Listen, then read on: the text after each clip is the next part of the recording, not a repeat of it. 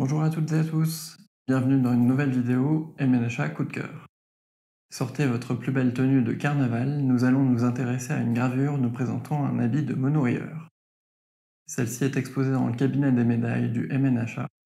Si elle est présentée aujourd'hui de manière isolée, cette estampe fait partie d'un large ensemble connu sous le nom les costumes grotesques et les métiers.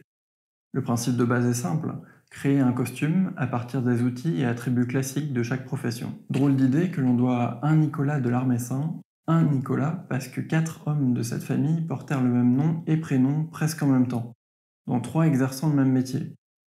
Autant vous dire que cela n'aide pas vraiment à les distinguer, comme vous vous en doutez.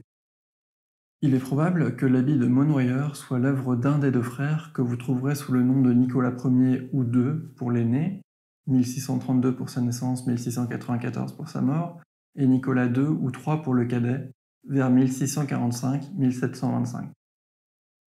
Le plus âgé a commencé la série, jusqu'à ce qu'il passe de graveur à éditeur, puis le cadet a pris la suite. Cette famille était à la fois à la création, avec des gravures originales, l'édition et l'impression sur papier. Il gérait toute la chaîne donc. On peut d'ailleurs remarquer la présence de l'adresse où acheter la gravure directement sous l'image. Paris, chez la veuve Nicolas de l'Armessin, rue Saint-Jacques, à la Pomme d'Or. Pomme d'Or étant le nom de la boutique. Cette pratique était très répandue et perdura jusqu'au XXe siècle, comme en témoigne par exemple cette vue de Luxembourg de Jean-Baptiste Freuzet, exposée au musée Drey-Schlin. Les L'Armessin n'hésitaient pas à manier la satire dans leurs œuvres. Et ce qui devait arriver arriva. Une des créations fâcha le roi et envoya l'un d'eux passer 6 mois dans les geôles de la Bastille. Il faut dire que représenter le roi vomissant, soutenu par Madame de Maintenon, tout en intitulant la scène Décadence de la France, ça ne semble pas être d'une très grande prudence. Tout en ne manquant pas d'un certain humour, la gravure exposée au MNHA est bien moins polémique. Détaillons-la un peu maintenant. Dans un cadre se trouve un homme en habit de monorailleur, si l'on en croit le titre en dessous. Qu'est-ce qu'un monorailleur ? Celui qui fabrique la monnoie, ou plutôt la monnaie comme on dit maintenant. Le terme s'applique autant à l'ouvrier qu'au responsable de l'atelier. Petit rappel rapide sur comment créer une pièce de monnaie. Première étape, obtenir l'autorisation de le faire avant toute chose. Prendre un morceau de métal du bon calibre et poids, appelé flanc, le placer entre deux bases garnies de décor que l'on veut pour chaque face, appelé coin monétaire, puis appliquer suffisamment de pression pour que s'y forme une empreinte. Si l'on venait au début frapper la monnaie d'un coup de marteau, la production s'est complexifiée pour plus d'efficacité et un résultat de plus grande qualité, avec l'apparition de presses comme celle qui compose l'habit étrange que porte le personnage. Elle se compose d'une vis sans fin au bout de laquelle se trouve un coin monétaire. Cette vis va descendre et venir frapper le flanc grâce au mouvement que deux personnes vont donner au bras qui la surplombe, en tirant sur les lanières qui sont attachées aux extrémités des bras à deux boules. Leur poids va amplifier la force déployée par les hommes dans un mouvement de balancier qui donnera son nom au type de frappe. Le rendement double par rapport au marteau et la finesse des impressions s'améliore. Notre monorailleur tient également dans sa main droite une balance qui peut faire référence au pesage des flancs. Le poids étant un critère important pour juger de la qualité de la pièce et éviter de se faire avoir par un faux monnayeur, une balance peut être utile. Quant à la bourse qu'il tient dans sa main gauche, et à celle qui forme un chapeau étrange sur sa tête, ou aux monnaies qui parsèment son habit comme un motif, ce sont tout simplement des références aux pièces frappées que l'on peut voir dans le tiroir ouvert.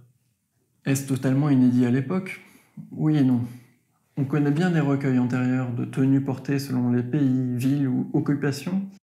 La différence étant que les personnages se veulent au naturel, même si un laboureur peut y côtoyer un cyclope. Pas tout à fait le même esprit.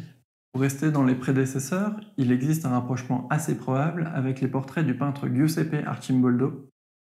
S'il semble surtout connu pour l'utilisation de végétaux pour recomposer des visages, il a également parfois utilisé des objets, comme pour réaliser le bibliothécaire en 1562. Les copies sous forme d'estampes d'œuvres majeures ou étonnantes circulant dans toute l'Europe, il ne paraît pas impossible d'imaginer que l'Armessin en ait eu connaissance.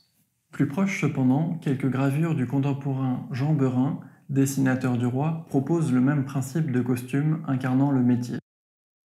Nous ne pouvons pour l'instant que noter cette ressemblance sans trancher définitivement sur qui a inspiré qui. Notez au passage que certaines gravures étaient peintes à la main après impression. Il est toutefois possible que l'inspiration vienne de réels déguisements utilisés pour des mascarades et autres occasions de porter des tenues extravagantes. Une quantité extraordinaire de décors, monuments et autres costumes furent temporaires et sont perdus à jamais. Nous n'en conservons que le sommet de l'iceberg. Pour terminer, faisons un bond dans le temps jusqu'en 1936. Ah, et traversons l'Atlantique tant qu'à faire.